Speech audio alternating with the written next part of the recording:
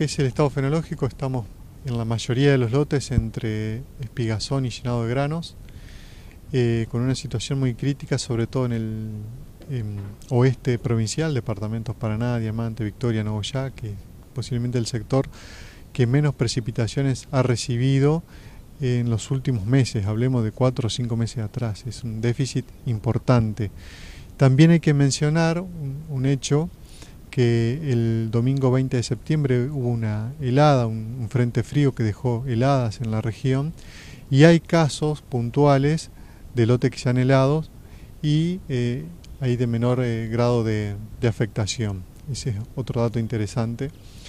Pero en lo que hace a la demanda hídrica es muy importante, como te decía, sobre todo en el sector oeste. El sector más beneficiado hasta ahora ha sido el sur, lo que es Gualeguay, Gualeguaychú, parte de Tala, parte de Uruguay, pero en la zona oeste prácticamente el 50% del área está en una condición buena, aceptable, y el resto está en una situación regular, incluso con algún porcentaje en una situación mala, es decir, con una expectativa de rendimiento muy por debajo de lo normal.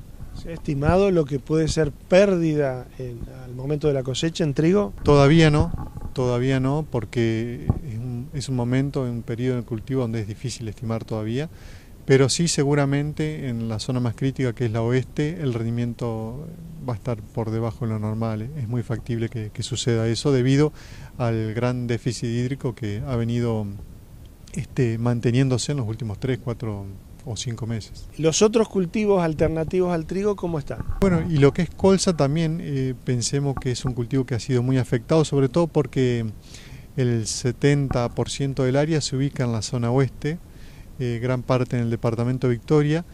Es una zona que quizás donde el déficit hídrico ha sido muy marcado y también muy castigado por las heladas. Los colaboradores nos han reportado daños por heladas, no solo en flores, sino hasta en ramas de la planta que se han secado. Y las expectativas de rendimiento ahí son bastante bajas, se habla de 10 a 15 quintales, estaría por debajo de la media.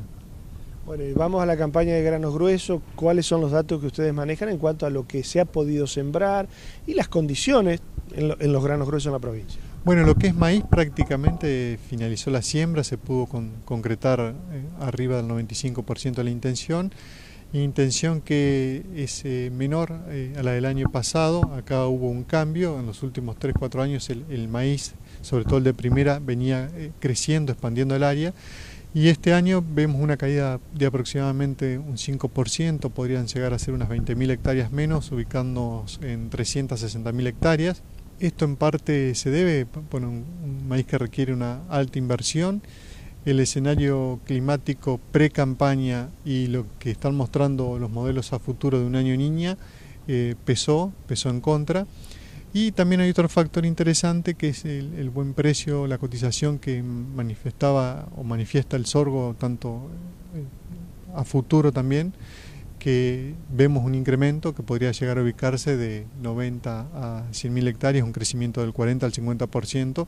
Pensemos que el año pasado había menos de 70.000 hectáreas y bueno, es un cultivo que compite obviamente por superficie con el maíz.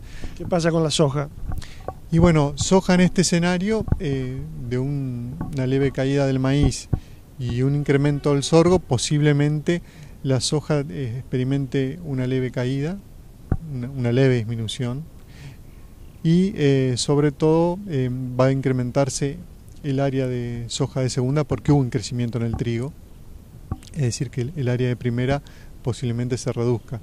Lo que sí en este escenario es importante ir analizándolo, que con un déficit hídrico que ha experimentado el trigo y si el escenario climático es de precipitaciones ajustadas, bueno, quizás el partido más difícil a transitarlo lleven la soja de segunda.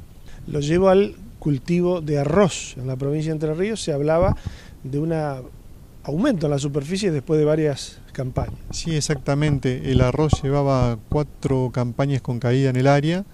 El año pasado estuvimos en unas 52, 54.000 hectáreas. Pensamos que pueden llegar a 57.000, 58.000 hectáreas. Se está sembrando. El avance debe ser superior al 50%. Y bueno, el escenario climático de un año niña de esperar buenos rendimientos para el cultivo, hay que ver si se pueden llegar a generar algún tipo de inconvenientes en el riego.